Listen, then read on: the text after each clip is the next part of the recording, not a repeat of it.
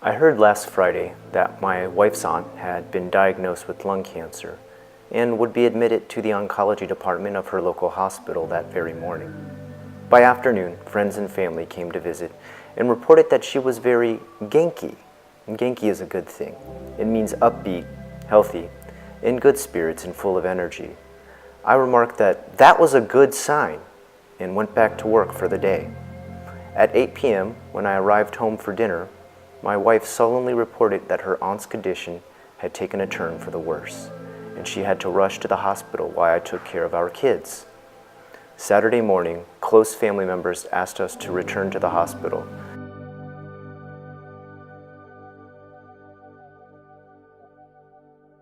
Vital signs were weak. Doctors gave her 48 hours at best. By the time we got there, we found her whole family gathered around her fragile body, which seemed to have become incredibly pale in a matter of just one night. All was silent as we entered. Then, I heard her husband gently say her name while reaching for her tiny old hands. As he did, the heart monitor flatlined and a few flashing machines buzzed. No one gasped, no one reacted, no alarms sounded, and no doctors rushed into the room. She was 85 and had asked for a do not resuscitate preference should life support fail to keep her alive. In less than 48 hours, she had been diagnosed, admitted, and died with cancer. I didn't even know death could take hold that fast when cancer was reported. But really, what do any of us know about death? What do we think about death? How do we feel about death? Are we prepared for our own death? Do we truly understand and realize that it is one of the few aspects of life that we are all marching towards together, no matter what race, color, code, religion, or quirk we have? What about people who are in a country with a unique culture that differs in many ways from Western versions of the same practices? What are their views, thoughts, and ways of handling the inevitable, the final chapter, the bookend to our lives, death in Japan?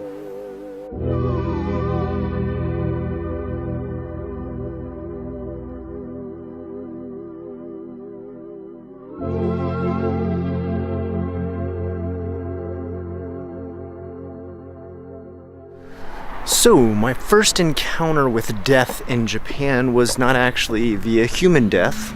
Thankfully, I guess, if that's a good thing, I'm not completely sure, but with the death of a pet.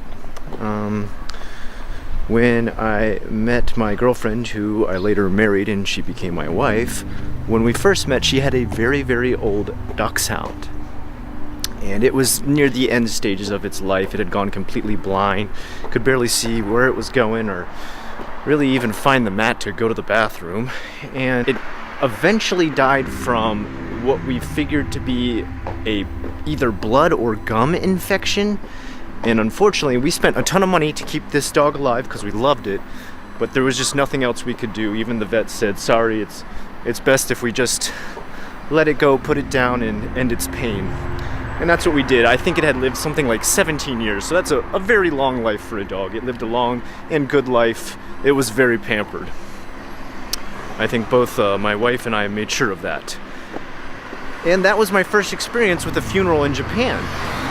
Now, it was an incredibly surprising experience for me because in America, all we do is we take our pet, we dig a small hole in the backyard, and we drop that pet into that little hole, and we usually pack it back with dirt.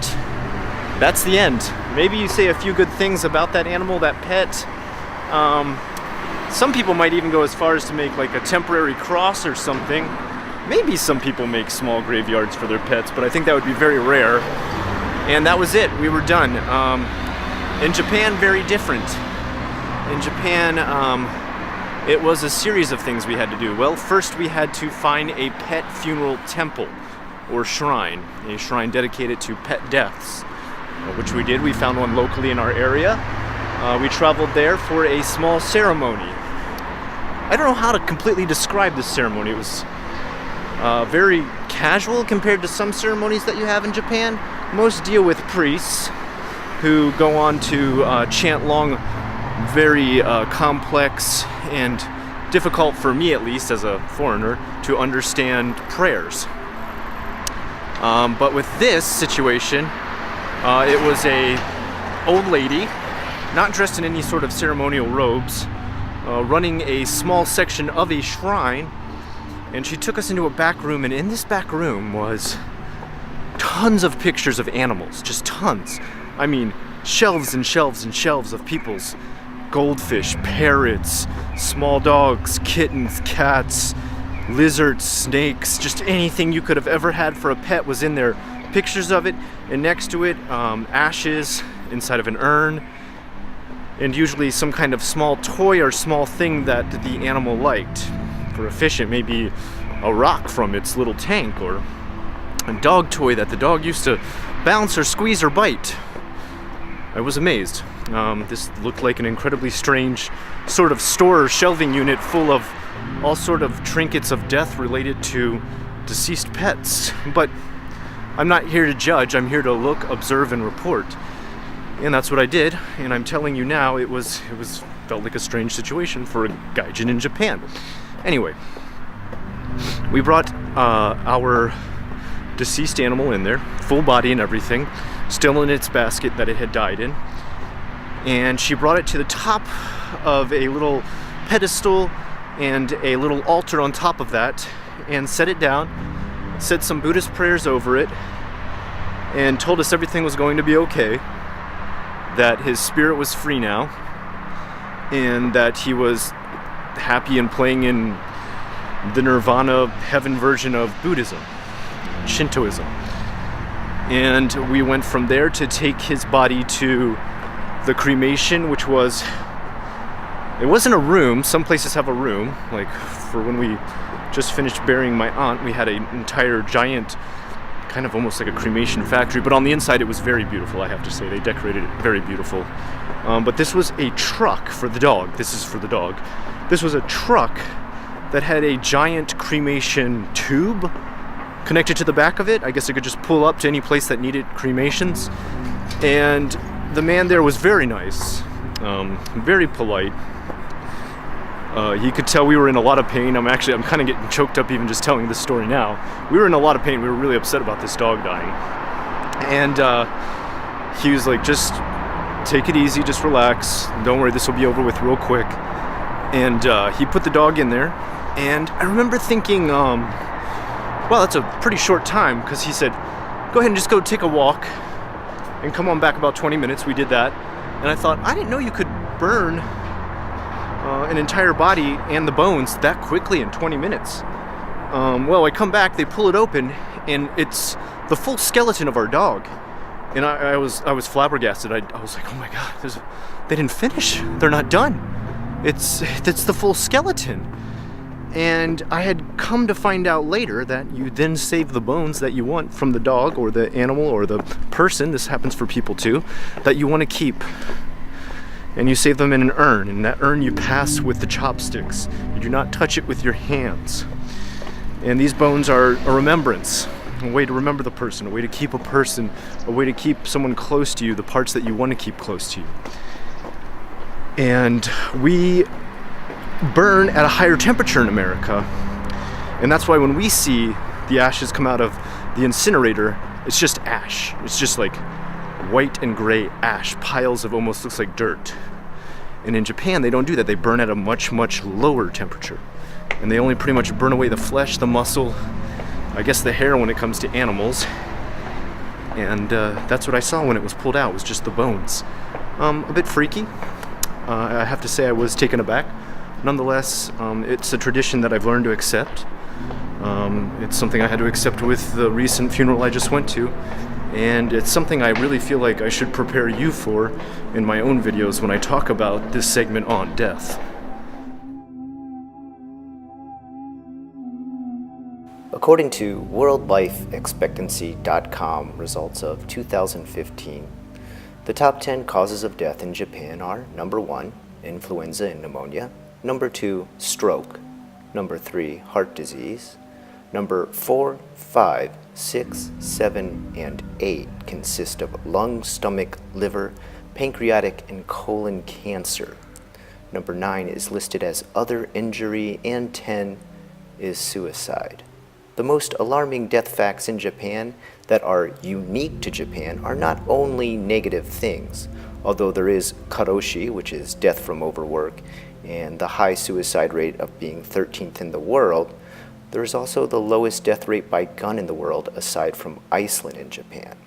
Also, 3.6% of Japanese die from problems connected to being overweight, bad diet, obesity, or heart problems, whereas in America, it's 32%.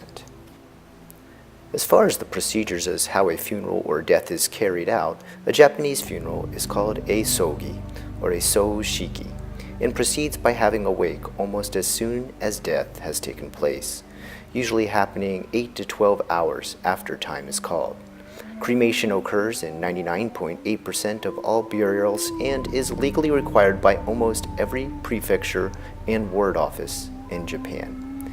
At this point, the typical Japanese funeral is a very secular event, but 91% of funerals in Japan are conducted in the traditional Buddhist manner. Upon being notified or having death be confirmed, relatives often spread small amounts of water upon the lips of the deceased to begin the last ceremony for exiting life and the first ceremony for entering the realm of death. Matsugo no mizu, the water of the last moment, is considered to be a final grant of relief and acceptance that one has passed and that their pain and struggle in this mortal world has ended. Most Japanese homes, at the very least, have tiny Buddhist shrines or Shinto shrines known as kamidana, and after a death occurs, the shrine's doors are closed temporarily, often to keep out evil spirits, the impure, or the malicious dead. Following through with the technical side of things, relatives and authorities are promptly notified, and a death certificate is issued.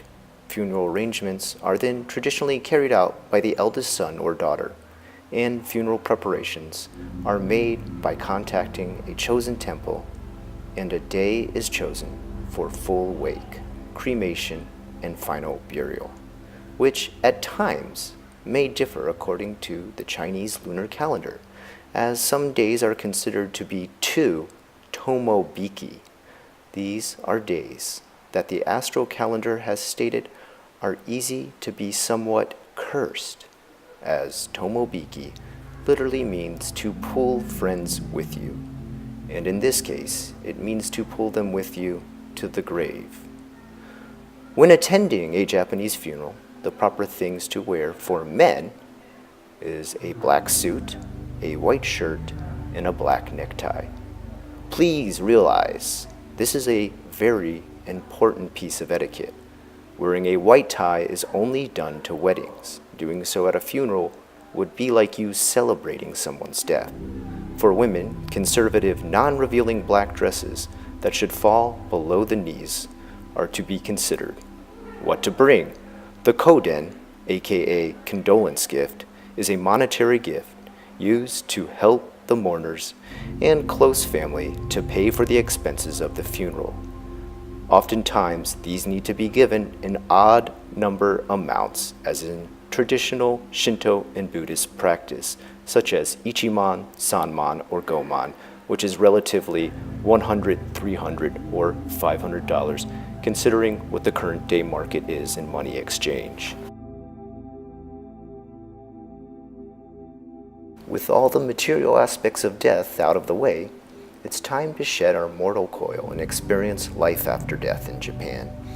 With a rich mixture of both Buddhist and Shinto beliefs and traditions, I find I myself and many other expats were very confused with how exactly religion was approached by practicing Japanese. In the most basic and simplistic form of an explanation I can muster, I was told by my wife, who is an astute Buddhist, that Buddhism holds the foundation for the rituals, ceremonies, and traditions in Japan, whereas Shintoism holds the realm of the gods, the deities, the demigods, and the patron saints that give Japan's many branches of Buddhism focus and awareness. Japan is an ethnically homogeneous nation with two major intertwining religions, which share similar after-death beliefs. The population is 51% Shinto, 44% Buddhist, and 1% Christian. The majority of the nation's 128 million people practice aspects of both the Shinto and Buddhist faiths and hold various after-death beliefs.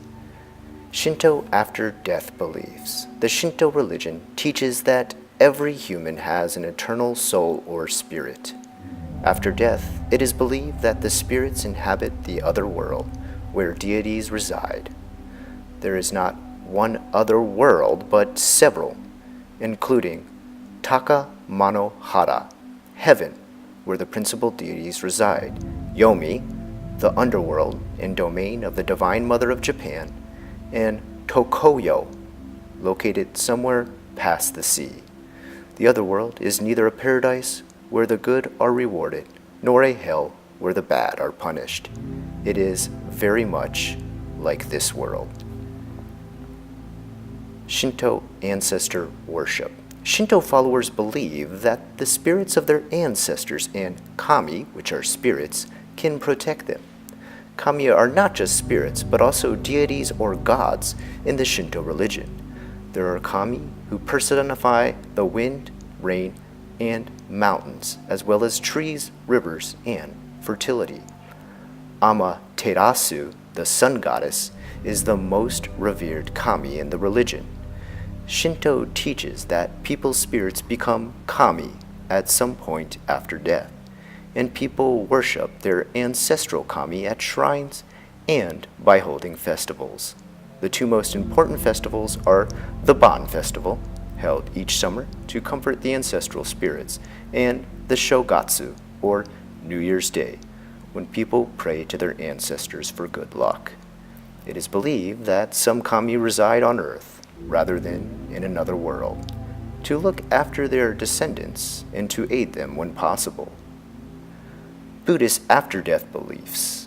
Japanese Buddhists pray to Amida Buddha, who provides the path to the Pure Land, a paradise where spirits can attain nirvana or enlightenment more easily than other realms. Pure Land Buddhism teaches that after death, the spirit takes a new name to cut ties to its prior human life and embrace a new existence in the afterlife. It is also believed that after the body is cremated, the spirit starts a 49-day spiritual journey to reach its destination, which frees it from any bounds to the physical world. The Pure Land is not the only destination where a spirit can journey to, but it is the most preferred place. Japanese Buddhist afterlife legends. Some Japanese Buddhists believe that when they die, they must cross the Sanzu River to enter the afterlife. The river has 3 crossings. Those who lived good lives can cross a bridge. The spirits of people who lived ordinary lives can cross at a shallow path. However, those who lived bad lives are compelled to walk through the river's waters, which are inhabited by demons and other horrors. At the banks of the Sanzu River stand Datsu Ueba, a female demon, and Ken Eo, a male demon. Datsu Ueba unclothes the dead, and Keno Eo weighs their clothes to measure their karma. Buddhists hold special ceremonies on the days they expect their departed loved ones will be making the crossing.